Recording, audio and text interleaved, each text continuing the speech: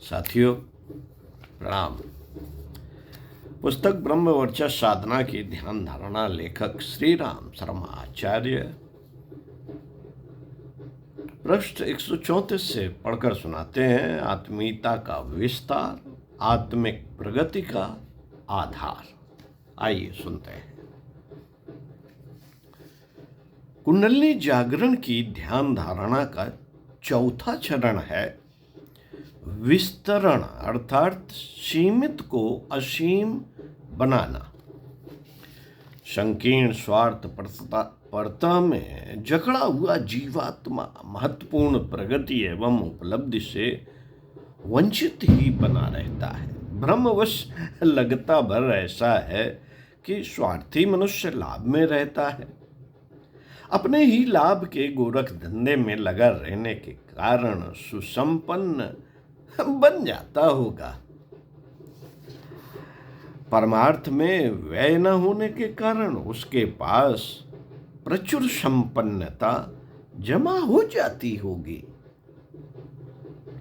आरंभ में कुछ कुछ लगता भी ऐसा ही है, किंतु अंततः इसी निष्कर्ष पर पहुंचना पड़ता है कि संकीर्ण स्वार्थपरता में जो लाभ सोचा गया था वह सही नहीं निकला। उल्टे इस भ्रम जंजाल में अपने पैरों कुल्हाड़ी मारी गई, भारी हानि उठाई गई। संकीर्ण स्वार्थपरता ही उद्धत विलासिता, आतुर तृष्णा और उद्दंड अहिंसा के रूप में पिशाच नृत्य करती है और दुष्ट चिंतन में, क्रूर कर्मों में उलझाए रहकर शोक संतापों के गर्त में धकेल देती है। स्वार्थी का उपार्जन दुर्व्यसनों में नष्ट होता है अथवा उत्तराधिकारी उस हराम की कमाई को फुलझड़ी की तरह जलाते हैं। ऐसा व्यक्ति जीवन लक्ष्य की पूर्ति के लिए परमार्थ पुरुषार्थ कर सकने का साहस जुटा ही नहीं पाता। किसी प्रकार सस्ती बाल क्रीड़ा जैसे पूजा पाठों का आश्रय लेकर उन स्वप्नों को देखता रहता है जो उदात्त जीवन नीति अपनाने वालों के लिए प्रत्यक्ष हो सकते हैं। आत्मिक प्रगति का सीधा अर्थ है आत्म विस्तार, अपनेपन की सीमा को अधिकाधिक व्यापक विस्तृत बनाना।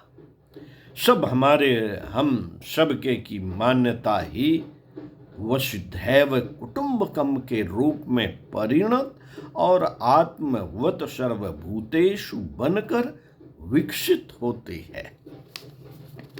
संकीर्ण मनुष्य नर है और उदात्त बनने पर वही नारायण बन जाता है। पुरुष को पुरुषोत्तम, अणु को विभु, तुच्छ को महान, जीव को ब्रह्म बनने का अवसर आत्मविस्तार का उदात्त दृष्टिकोण अपनाने से ही प्राप्त होता है। संसार के समस्त महामानवों को अनिवार्य रूप से अपने जीवन में उदात्त परमार्थ वृत्ति का समावेश करना पड़ा है। साधु और ब्राह्मण जीवन इसका प्रत्यक्ष प्रमाण है। भगवत भक्तों को सादा जीवन उच्च विचार की आधारशिला पर खड़े होकर सच्ची ईश्वर परायणता का प्रमाण देना पड़ता है, जिसे कृपणता, संकीर्णता और स्वार्थपरता ने घेर रखा हो समझना चाहिए कि उसकी आस्तिकता, आध्यात्मिकता एवं धार्मिकता कोई विडंबना है। आत्मिक प्रगति का परिचय तो अपनेपन का अधिकाधिक विस्तार करते चलने से ही मिलता है। यज्ञीय जीवन इसी को कहते हैं। परमार्थ और यज्ञ एक ही लक्ष्य के दो नाम हैं। जीवन को यज्ञमय बनाने पर ही नर कलेवर में नारायण का प्रकटीकरण होता है। साथियों, कुंडलिनी ध्यान धारणा का चौथा चरण इस विस्तरण प्रक्रिया को अपनाने से ही संपन्न होता है। भावना की जाती है कि मूलाधार शक्ति की चिंगारी सीमित क्षेत्र में अवरुद्ध नहीं रही, वरन व्यापक क्षेत्र को प्रभावित करने वाली दावानल का रूप धारण कर रही है। ज्योत ने छोटी बत्ती में सीमित न रहकर प्रचंड ज्वाला की तरह अपना क्षेत्र विस्तृत बनाने का निश्चय कर लिया। कुंडलिनी मूलाधार में विकसित होकर समग्र आत्मसत्ता पर आच्छादित हुई और काय कलेवर का समूचा क्षेत्र अपनी परिधि में पकड़ में ले लिया। कुंडलिनी मूलाधार में अवरुद्ध नहीं रही, वरन समूचे जीवन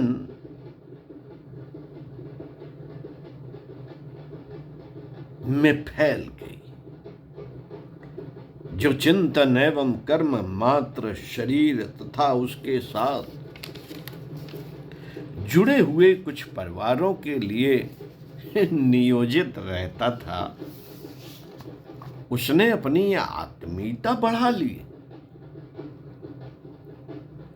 और असंख्य के साथ अपनापन जोड़कर परमार्थ में स्वार्थ साधने की मान्यता अपना ली।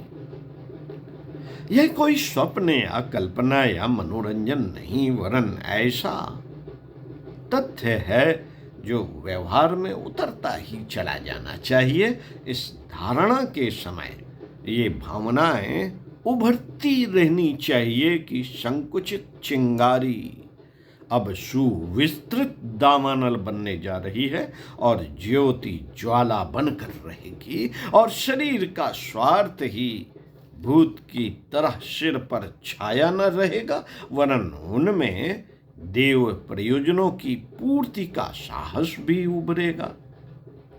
पेट और प्रजनन भर से पेट और प्रजनन भर से अब संतोष न किया जा सकेगा, वरन उत्कृष्टता एवं आदर्शवादिता का अभिवर्धन करने वाली गतिविधियों को भी जीवन नीति में सम्मिलित करना पड़ेगा।